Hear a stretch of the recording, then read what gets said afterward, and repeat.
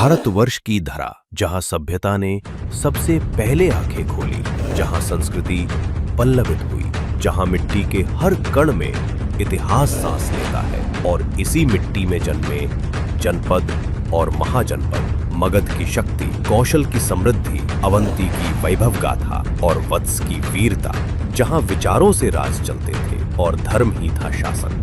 फिर से खुलेंगे भारतवर्ष की गौरवशाली इतिहास के पन्ने और सामने आएगा वो युग जब भारतवर्ष केवल एक भूमि नहीं बल्कि एक विचार था। यहीं से विश्व में सभ्यता और संस्कृति का विस्तार हुआ। महाजनपद, भारत के सनातन गौरव की अमर गाथा। इतिहास अक्सर तारीखों और युद्धों के बीच सिमट कर रह जाता है, लेकिन कुछ नायक ऐसे होते हैं जिनकी गाथा इतिहास की सीमाओं को तोड़कर लोक कथाओं और रहस्यों के महासागर में उतर जाती है। पिछले एपिसोड में हमने देखा कि कैसे सम्राट विक्रमादित्य ने शकों का समूल नाश कर उज्जैनी के सिंहासन पर धर्म की स्थापना की। विजय के बाद अवंतिका का पुनरुद्धार हुआ, लेकिन विक्रमादित्य का असली गौरव केवल उनकी तलवार में नहीं बल्कि उनकी बुद्धिमत्ता और उनके न्याय में था। उज्जैनी की वह नगरी जहाँ काल स्वयं महाकाल के रूप में विराजमान है, विक्रमादित्य के काल में ज्ञान की वैश्विक राजधानी बन गई। आज के इस एपिसोड में हम देखेंगे उस रहस्य में उज्जैनी की यात्रा करेंगे जहां रात के सन्नाटे में सम्राट एक वेताल को अपने कंधे पर ढोते हैं और दिन के समय, दिन के उजाले में उनके नवरत्न विज्ञान और साहित्य के ऐसे प्रतिमान गढ़ते हैं जिन्हें आज की बल्कि आधुनिक दुनिया भी विस्मय से देखती है। यह कहानी है साहस, प्रज्ञा और उस अलौकिक न्याय की जिसने विक्रमादित्य को अमर बना दिया। न्याय का सिंहासन और लोक कल्याण की पराकाष्ठा। विक्रमादित्य के शासनकाल की सबसे बड़ी विशेषता थी उनकी न्यायप्रियता। उज्जैनी के राजमहल में एक ऐसा सिंहासन था जिसके बारे में कहा जाता था कि उस पर बैठने वाला व्यक्ति कभी झूठ नहीं बोल सकता और न ही कभी गलत निर्णय ले सकता था। ये सिंहासन बत्तीसी के नाम से प्रसिद्ध हुआ। विक्रमादित्य का मानना था कि राजा ईश्वर का प्रतिनिधि है और उसका प्राथमिक कर्तव्य अपनी प्रजा को निष्पक्ष न्याय देना है। उन्होंने एक ऐसी व्यवस्था बनाई जहां समाज के अंतिम व्यक्ति को भी सम्राट तक पहुंचने का अधिकार था। वे अक्सर रात के अंधेरे में वेश बदलकर नगर की गलियों में घूमते थे ताकि अपनी आंखों से प्रजा का दुख देख सकें। ये केवल एक प्रशासनिक नीति नहीं थी बल्कि एक आध्यात्मिक साधना थी। उज्जैनी के नागरिक रात को अपने घर के दरवाजे खुले छोड़कर सो सकते थे क्योंकि उन्हें विश्वास था कि विक्रम के रहते कोई अन्याय नहीं हो सकता। विक्रमादित्य की न्याय व्यवस्था का यदि हम समाज शास्त्रीय विश्लेषण करें तो यह धर्मशास्त्र और अर्थशास्त्र का एक अद्भुत बैलेंस था। उन्होंने केवल दंड देने पर जोर नहीं दिया बल्कि अपराध के कारणों को जड़ से मिटाया। प्रजा का ऋण माफ करना उनकी आर्थिक दूरदर्शिता का प्रमाण था, जिससे राज्य में अपराध दर न्यूनतम हो गई। इतिहासकारों का मानना है कि विक्रमादित्य ने पंचायत और नगर सभा जैसी संस्थाओं को मजबूत किया, जिससे सत्ता का विकेंद्रीकरण हुआ। उनकी न्याय प्रणाली प्राकृतिक न्याय यानी कि नेचुरल जस्टिस के सिद्धांतों पर आधारित थी, जहां साक्ष्यों से अधिक महत्व सत्य की खोज को दिया जाता था। यही कारण है कि सदियों बाद भी जब किसी राजा के न्याय की बात होती है तो उसे विक्रमादित्य का न्याय कहा जाता है। उन्होंने उज्जैनी को एक नैतिक राष्ट्र के रूप में विकसित किया, जहां कानून का डर नहीं बल्कि धर्म का सम्मान शासन की आधारशिला था। वेताल पच्चीसी, साहस और प्रज्ञा का रहस्यमयी संवाद। विक्रमादित्य के जीवन का सबसे रोमांचक और रहस्यमयी हिस्सा है वेताल के साथ उनका संवाद। लोक कथाओं के अनुसार एक तांत्रिक के कहने पर सम्राट एक शमशान से वेताल नाम के एक प्रेत को लाने का प्रण लेते हैं। वेताल सम्राट के कंधे पर सवार होकर हर बार एक जटिल कहानी सुनाता है और अंत में एक ऐसा प्रश्न पूछता है जिसका उत्तर देना राजा के लिए अनिवार्य होता है। यदि राजा जानते हुए भी उत्तर न दे तो उसका सिर फट जाए और यदि वह उत्तर दे दे तो वेताल वापस उड़कर श्मशान पहुंच जाए। 25 बार ये क्रम चलता है। वेताल पच्चीसी की ये कहानियां केवल मनोरंजन नहीं है बल्कि ये मनुष्य के चरित्र, नैतिकता और निर्णय लेने की क्षमता की कठिन परीक्षाएं हैं। ये सम्राट विक्रमादित्य के उस धैर्य का प्रतीक है जो एक महान शासक के लिए अनिवार्य है। वेताल के प्रश्न वास्तव में शासन कला और जीवन दर्शन के वे गूढ़ सूत्र हैं जिन्हें विक्रमादित्य अपनी प्रज्ञा से सुलझाते हैं। नवरत्नों का संगम, बौद्धिक क्रांति की आधारशिला। उज्जैनी के राज दरबार में 9 ऐसे विद्वान थे जिन्हें नवरत्न कहा गया। ये 9 रत्न केवल दरबारी नहीं थे, बल्कि वे अपने अपने क्षेत्रों के विश्वस्तरीय विशेषज्ञ थे। कालिदास साहित्य, वराहमिहिर खगोल विज्ञान, धन्वंतरी आयुर्वेद, क्षपणक अमर सिंह शंकु, वेताल भट्ट घटखरपर और वररुचि। इन विद्वानों के मिलन ने अवंतिका को आर्यावर्त का मस्तिष्क बना दिया। सम्राट स्वयं साहित्य और विज्ञान के प्रेमी थे। उनके सानिध्य में कालिदास ने अभिज्ञान शाकुंतलम और मेघदूतम जैसी रचनाएं लिखीं, जिन्होंने भारतीय साहित्य को अमर कर दिया। वहीं वराहमिहिर ने नक्षत्रों की गणना कर यह सिद्ध किया कि उज्जैनी ही काल गणना का मुख्य केंद्र क्यों होनी चाहिए। ये वह दौर था जब पश्चिम के देश अंधकार में थे और उज्जैनी में शून्य, खगोल और शल्य चिकित्सा पर शोध हो रहे थे। उज्जैनी के नवरत्नों में सबसे महत्वपूर्ण वैज्ञानिक योगदान वराहमिहिर का था। उन्होंने पंच सिद्धांतिका, बृहत संहिता के माध्यम से ज्योतिष और खगोल विज्ञान को एक नई दिशा दी। उज्जैनी की भौगोलिक स्थिति, कर्क रेखा का गुजरना को ध्यान में रखते हुए उन्होंने इस पृथ्वी का केंद्र जीरो मेरिडियन माना। यह आज की ग्रीनविच व्यवस्था से सदियों पहले की बात है। धन्वंतरी ने आयुर्वेद में शल्य चिकित्सा यानी कि सर्जरी और जड़ी बूटियों के प्रयोग को वैज्ञानिक आधार दिया।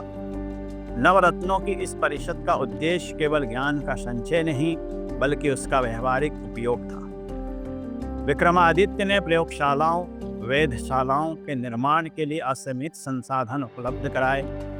यह दर्शाता है कि मौर्य काल के बाद यदि किसी ने विज्ञान को राज आश्रय दिया तो वे विक्रमादित्य ही थे। इसी वैज्ञानिक प्रगति के कारण अवंतिका व्यापारिक रूप से भी शक्तिशाली बनी, क्योंकि उनके पास नौवहन, नेविगेशन और समय गणना की श्रेष्ठ तकनीक थी।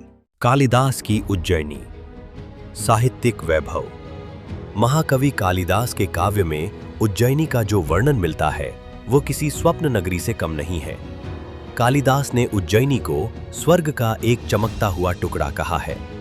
शिप्रा नदी के तट पर होने वाली महाकाल की आरती, गलियों में चंदन की खुशबू और ऊंचे ऊंचे धवल महल, ये सब विक्रमादित्य के स्वर्ण युग की हकीकत थी। कालिदास और विक्रमादित्य की मित्रता के अनेक किस्से प्रसिद्ध हैं।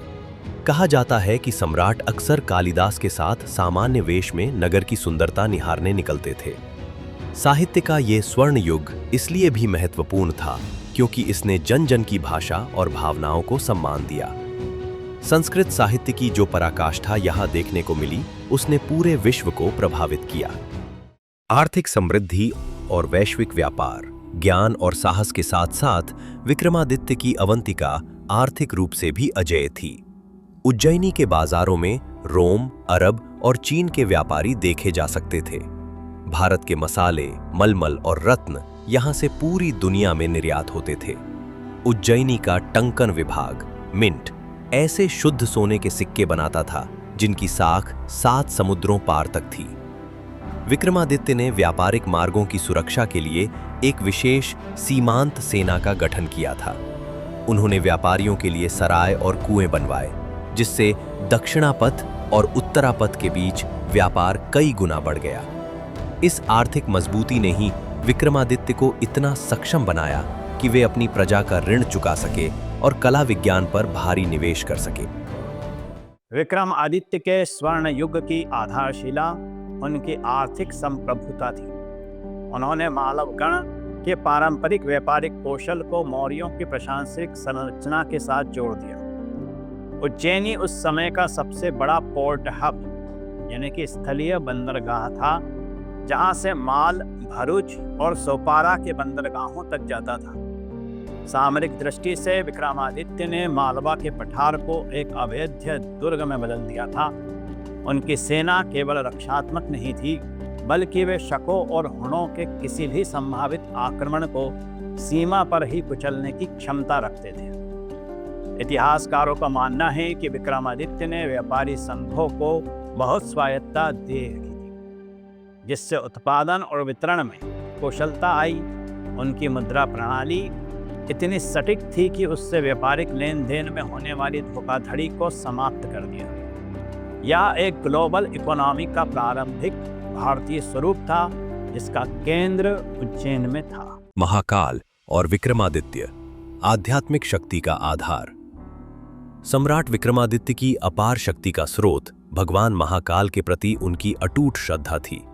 कहा जाता है कि वे अपनी हर विजय और हर निर्णय को महाकाल के चरणों में समर्पित करते थे। उज्जैनी का महाकाल मंदिर उनके काल में भव्यता के चरमोत्कर्ष पर पहुंचा। सम्राट स्वयं एक महान योगी भी थे। वेताल की कथाओं के पीछे भी एक आध्यात्मिक अर्थ छिपा है। वेताल वास्तव में मनुष्य के अहंकार और अज्ञान का प्रतीक है, और विक्रमादित्य उसे अपने कंधे पर ढोकर उसे ज्ञान की अग्नि तक ले जाते हैं। ये उनकी राजयोग की साधना थी। उज्जैनी में जो तंत्र मंत्र और आध्यात्मिक शोध हुए, वे विक्रमादित्य के संरक्षण में ही फले फूले। उनके लिए राज्य केवल एक राजनीतिक इकाई नहीं, बल्कि एक धर्म क्षेत्र था। आदित्य की सबसे बड़ी विरासत यह है कि उन्होंने भारतीय मानस में वीरता और विद्वत्ता को एक साथ स्थापित किया। उनके काल में ही सनातन धर्म का पुनरुत्थान हुआ, लेकिन यह किसी अन्य धर्म के विरोध में नहीं था। उज्जैनी में बौद्ध, जैन, सनातन परंपराओं का जो सह अस्तित्व देखा गया, वह विक्रमादित्य की उदारवादी कूटनीति का परिणाम था। उन्होंने भारतीय संवत यानी कि विक्रम संवत की स्थापना कर समय को एक भारतीय पहचान दी, जो आज भी हमारे पंचांगों का प्राण है।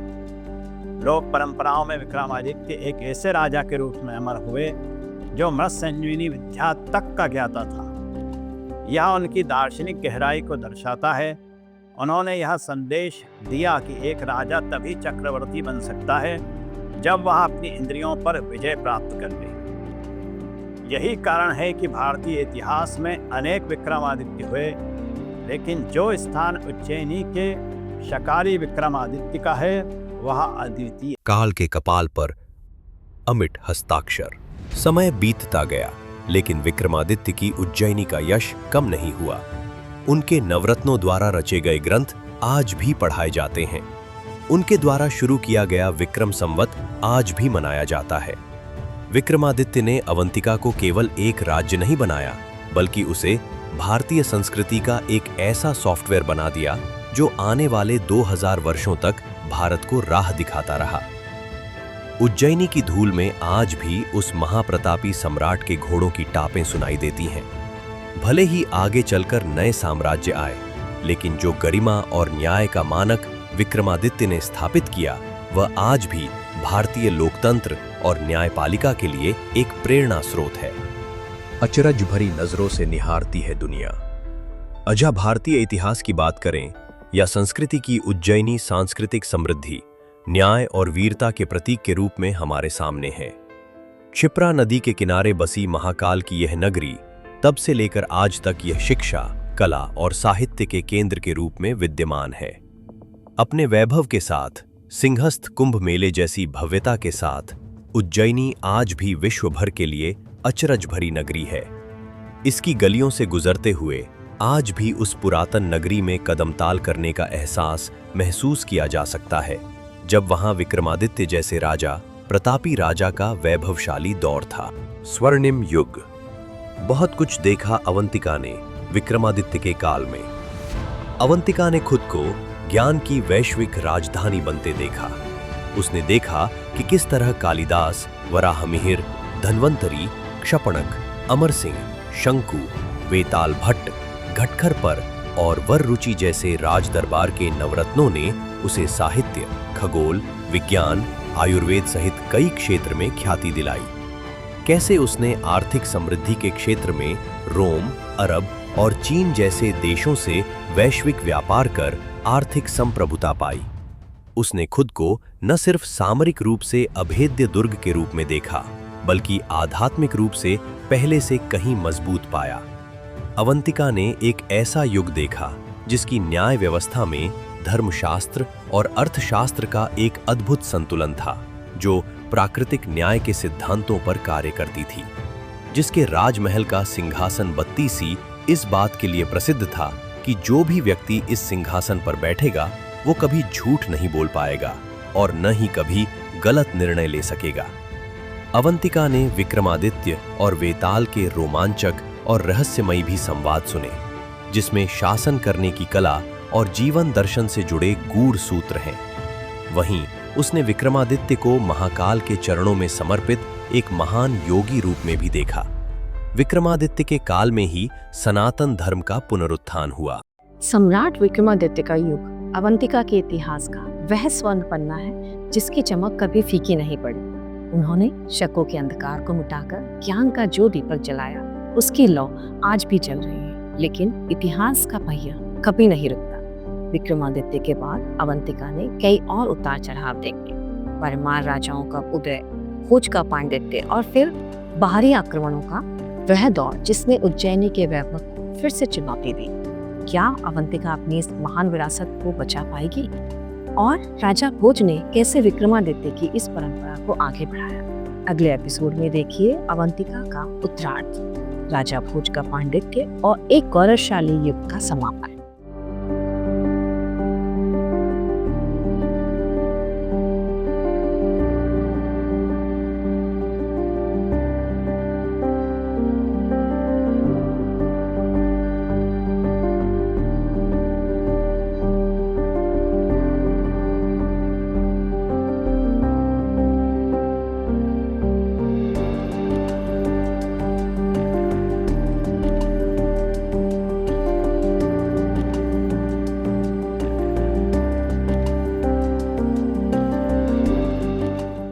भारतवर्ष की धरा, जहां सभ्यता ने सबसे पहले आंखें खोली, जहां संस्कृति पल्लवित हुई, जहां मिट्टी के हर कण में इतिहास सांस लेता है, और इसी मिट्टी में जन्मे जनपद और महाजनपद, मगध की शक्ति, कौशल की समृद्धि, अवंती की वैभव गाथा और वत्स की वीरता, जहां विचारों से राज चलते थे और धर्म ही था शासन।